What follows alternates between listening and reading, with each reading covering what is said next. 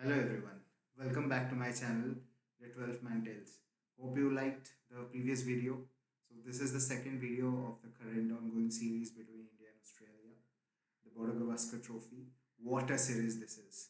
After the third test match, here we are tied 1-1, going to Melbourne and then for the New Year's test at Sydney. So as we move into the fourth test match, which is just 4 days away, very exciting cricket for us going forward, and I'm looking to get up at 4:30 a.m. every day during Boxing Day and so on and cheer on India. Hope you will be doing the same. So as we move on to the fourth test, this is a great time to look into the past two test matches that happened.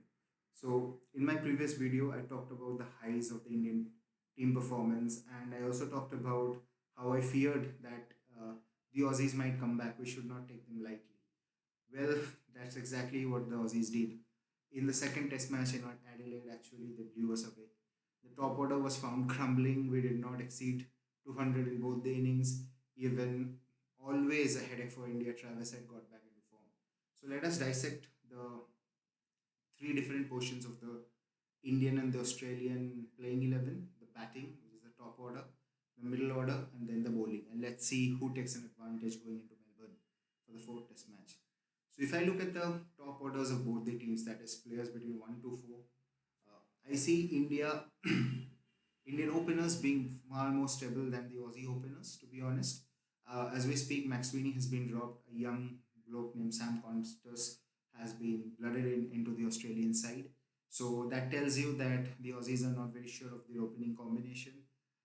Bumrah has taken the wicket of Usman Khwaja almost every time. So the Aussie openers look a bit shaky. On the other hand, if you look at the Indian openers, KL Rahul has looked the most solid opening batsman out of the four, and in fact, he has been one of India's best batsmen in the tour so far. So yeah, he is due for a big one. Looking back into KL Rahul's career, he's always got runs, and then there has been a lull of 10-15 innings, and again he's got one that has given him an extended run, and again there has been a lull. So it's been that kind of a thing for KL Rahul so far in his career, but hopefully going into Melbourne and Sydney, which will be relatively easier conditions to bat on, taking history into consideration, hope KL Rahul gets a big one and he cements his spot at the top of the order for India. So that being said, that is how the openers are going on head to head.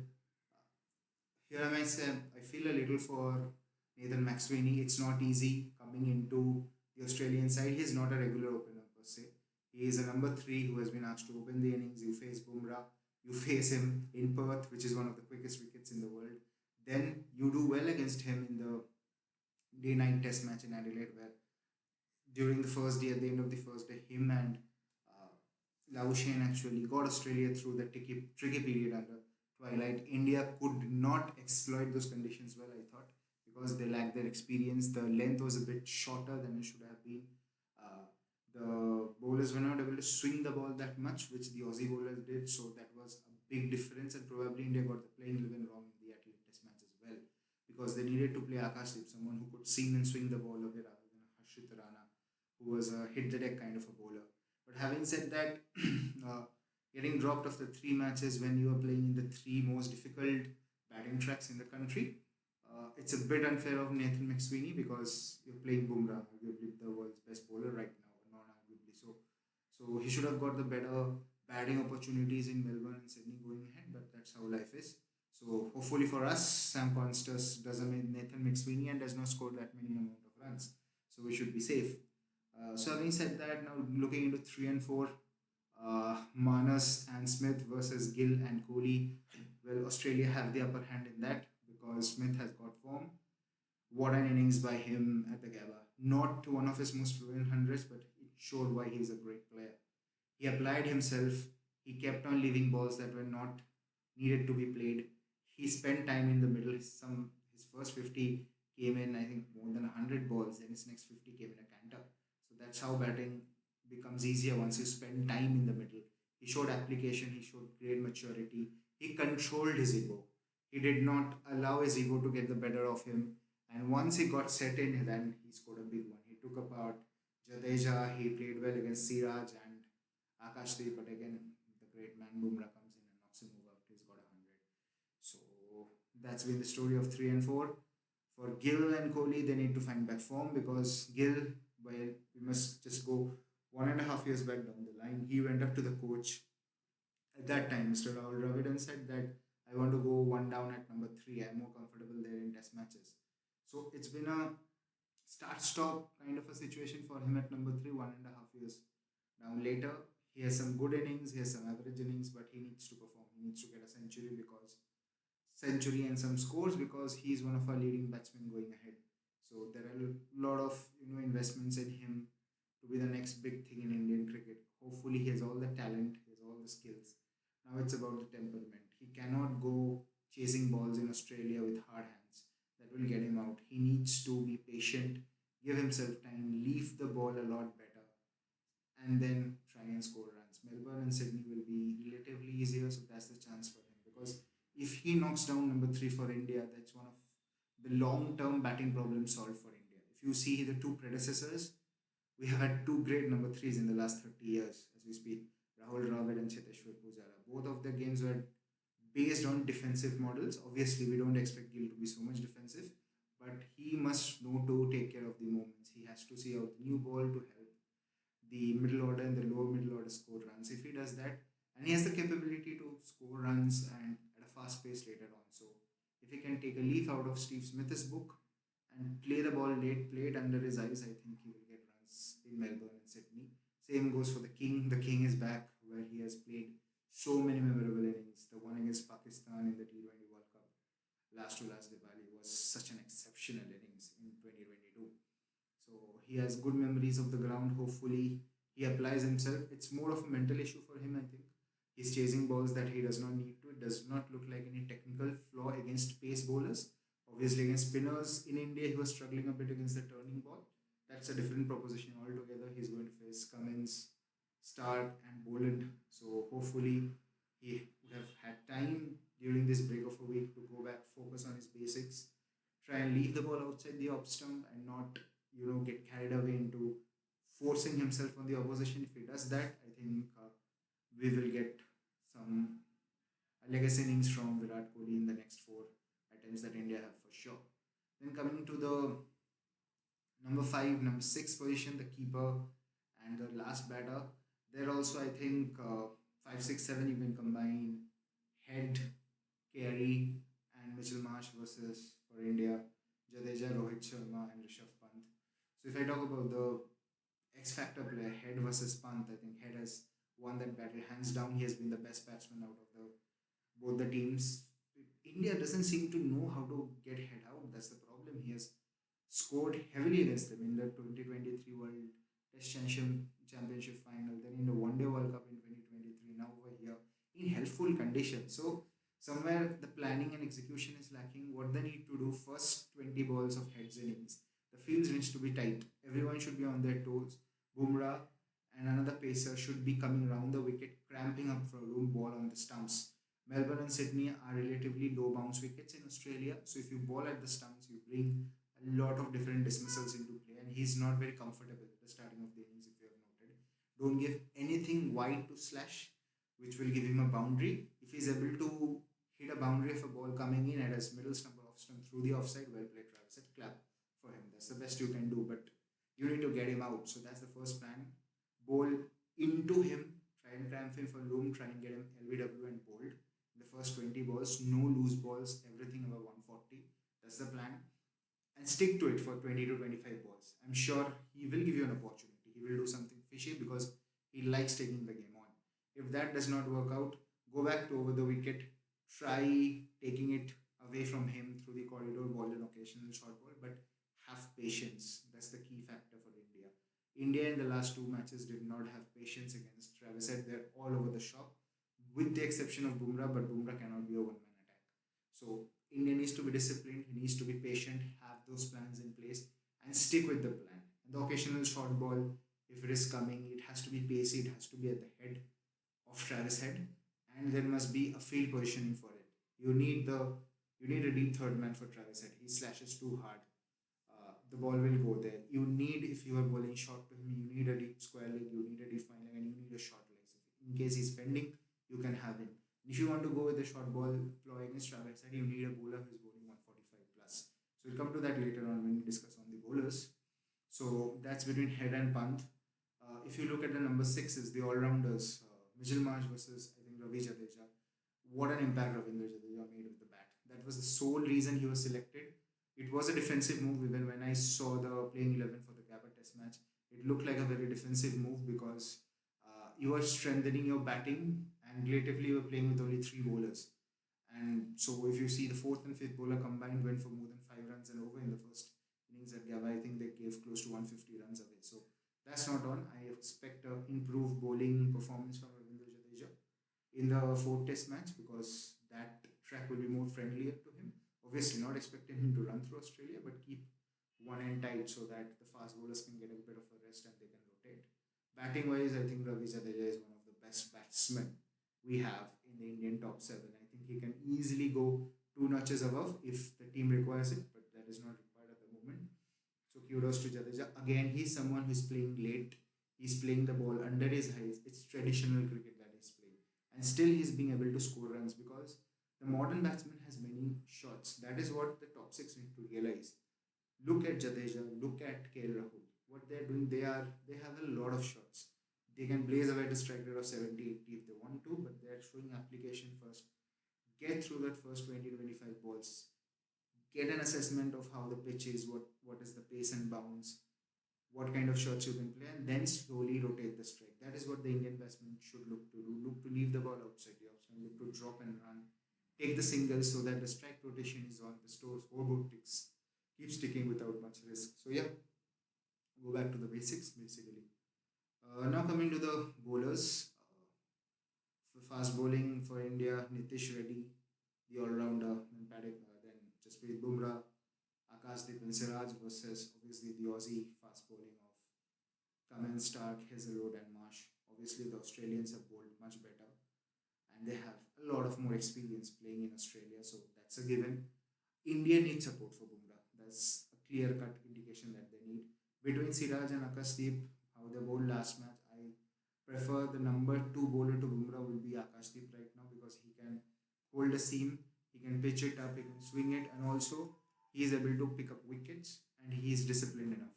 So the new ball needs to go to Akashdeep along with Bumrah. He will get more support, and there is the chance of getting early inroads for India. So that is what I would like to do if I was in the Indian think tank. Now coming to the third pacer, I mentioned earlier to get rid of Head or make him uncomfortable. We need a guy who was more than 145. So therein you need to look at an option like a Prasidh Krishna. The wicket is going to be flat or flatter than the other tracks in Australia. So that's also a catch 22 situation over there for India. I'm sure Akashdeep and Bumrah will play as the two seamers. Whether it's Siraj or whether it's another fast bowler, they need to look at. I'm looking at Prasidh Krishna for sure because he's the one guy who goes over 145, had a very good outing in the practice match against Australia A. So yeah, give him the opportunity. He's there. So make him play and look forward to the best opportunity available. The Aussies, unfortunately for them or fortunately for India, Josh Hazlewood is out and they've got in Scott Boland. Scott Boland has an amazing record in Melbourne. If you look at the track of Melbourne, how it's going to play for the fourth test match, right? Traditional track of Melbourne has been a very flat track where India have done well in the past two times.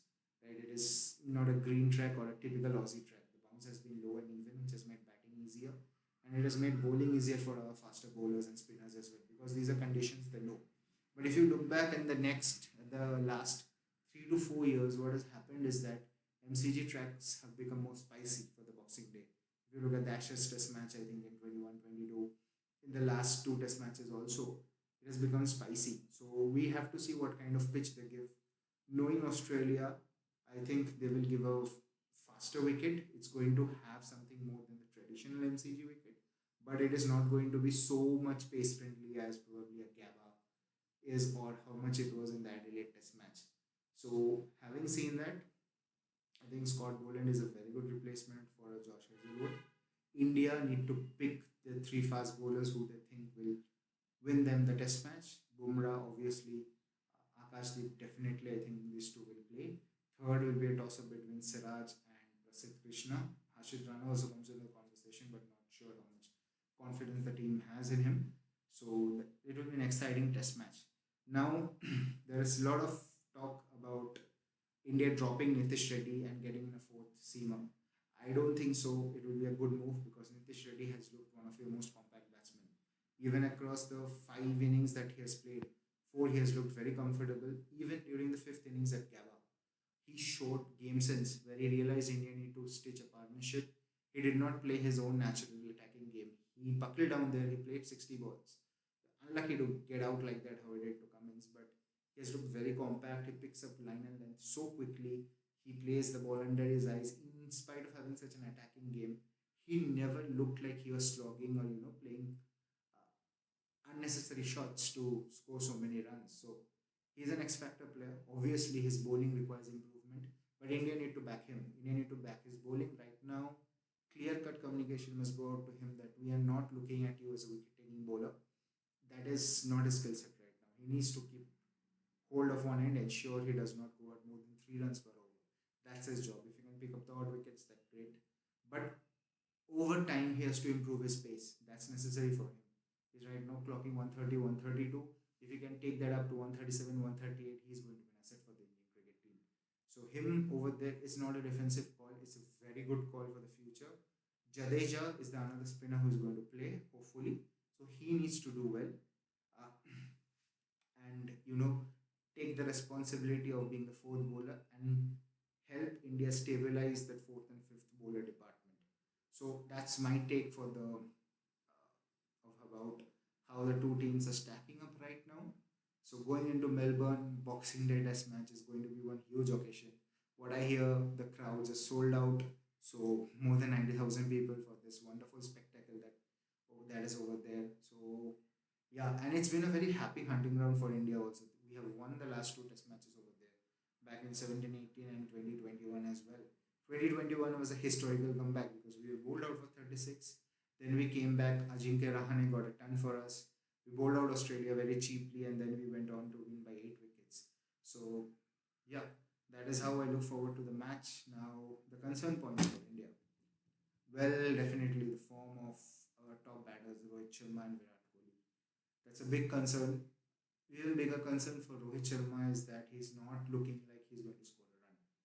Sometimes it happens that the batsman is on form, he's playing well, and he gets out, like how Shubman Gill got out in Adelaide in both the innings against the run of play. But Rohit Sharma at this moment does not look like he's comfortable and he does not look like scoring a run. That is very unlike Rohit Sharma because he is a batsman who is a great player of pace and bounce.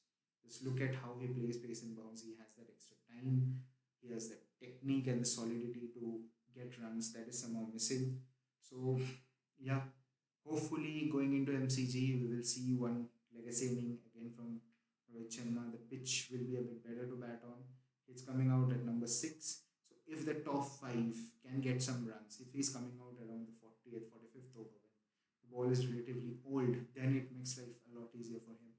Simply as Virat Kohli did in the second innings at Perth. So if that happens to Rohit Sharma, he will get runs. Otherwise, I see him struggling and age is not on his side. I hope and pray. I've been a big fan of Rohit Sharma, wonderful player, a very good captain for India over the last 3 years. Took the reins in a very difficult period and has handled the team very gracefully. Hopefully, he will have a legacy inning left. For Virat Kohli, he needs to, probably curb down his ego, look to leave balls outside his right eye line, play the ball close to the body. I'm sure he will get runs. That is how it is for the Indian cricket team. But I've been more disappointed by the next gen batsmen, the ones who will be taking over the Indian testing forward. Rishabh Pant, Shubman Gill, Yashasvi Jaiswal. I expected Yashasvi Jaiswal to score a lot more runs after the way he played in Perth. He changed his technique a bit in the second and third test match while he was playing late in the second innings at Perth. He was playing under his eyes. It looked like in the Adelaide and the Gabba test match that he needs to show that he is the bit dominant right from ball one against Stark and other players. He has that ability. Let's make no mistake about it. But given the situation, he needs to spend his time. If he is taking the first 20 overs slowly and gradually, if he's there around the 21st over mark, then it's a big innings for him and he can take the run rate single handedly between 4 to 5 runs per over. He needs to give himself time. the top order needs to ensure that Virat Kohli is coming in around the 20th, 25th over when the ball is a bit older. That is where Steve Smith mentioned even in one of his pressers that while the top three of Australia did not get a lot of runs, but they consumed 50 deliveries each, which made the ball older. It's like 150 balls is 25 overs. So if your number 4 and 5 are coming after 25 overs, the Kookaburra ball does not do that much. The seam gets a bit soft. The ball starts to go on in straight lines rather than in curved lines. So that's a bit easier for the batsman, and the pace is true and even. So you can actually score off a lot of runs over there. And we have seen this with the Australian attack. If you see the way Jadeja, KL Rahul, and Nitish Reddy played in the first innings at the Gava Test match, once the ball got older, it became easier. You can score runs against this Aussie attack. So you need just need to apply yourself, give yourself that time, go into that old method of Test cricket where you give one session to the bowler, the next two sessions are yours. I think if India do that, they can post a huge total. If we are batting first in the Melbourne Test match, we need to score 400. That's the bottom line. If we are bowling first, we need to knock them over by 200, especially Travis Head and Steve Smith. To plan well, we need to execute well. We have to see the conditions and ensure that we get our playing 11 right. So that's how it is. Looking forward to a great test match going ahead. Melbourne, 26th December, one of the biggest test matches in the entire cricketing calendar. It happens once in 4 years that India is there, so support our team and hope we will go to one up in the Border Gavaskar Trophy. From there, New Year's test match, can't say much about the New Year's test match right now because there's a lot of chances of rain over there. While that test match suits India potentially as well, but again, because of the rain, they need to win Melbourne. If they win Melbourne, there's a high percentage of India going to the WTC final, and it elongates the career of some of our senior players going ahead as well by probably another year or so. So it's a big added incentive for India to win. So right now, as the series stands, 1-1. If someone told me before the start of the Australian series that India will be 1-1 going into Melbourne, I would have definitely taken that, especially after what happened against New Zealand. We lost 3-0 at home. Obviously, as we speak, one of our legend cricketers, Ravichandran Ashwin, has called it quits. Obviously, he said it's a decision that he made, probably having discussions with the team management, with the selectors, that he was no longer going to be a guaranteed starter, even in split friendly conditions. So I'll make a separate video on that because he has been one of our greatest match winners.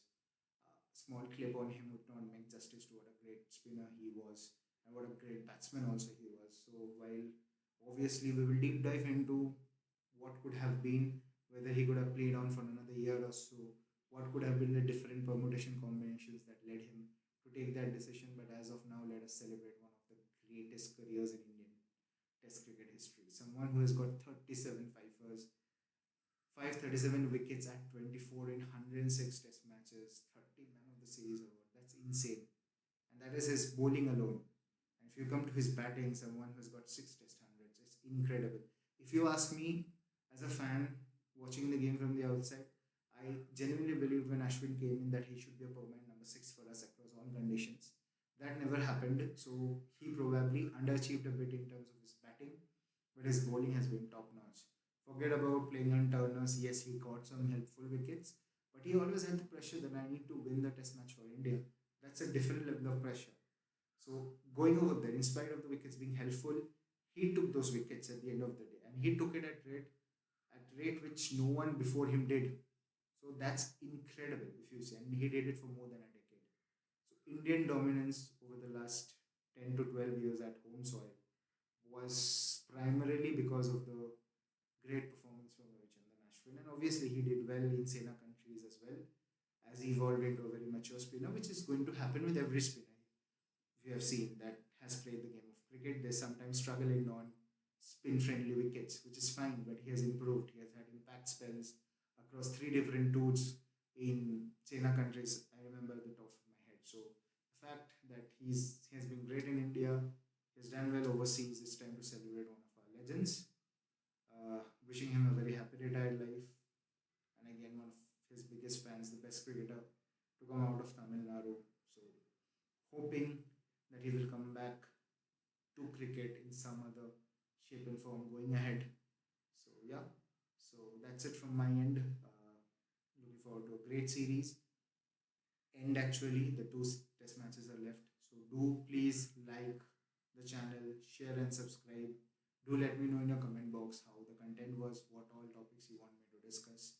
So that's it from my end. Have a great Christmas.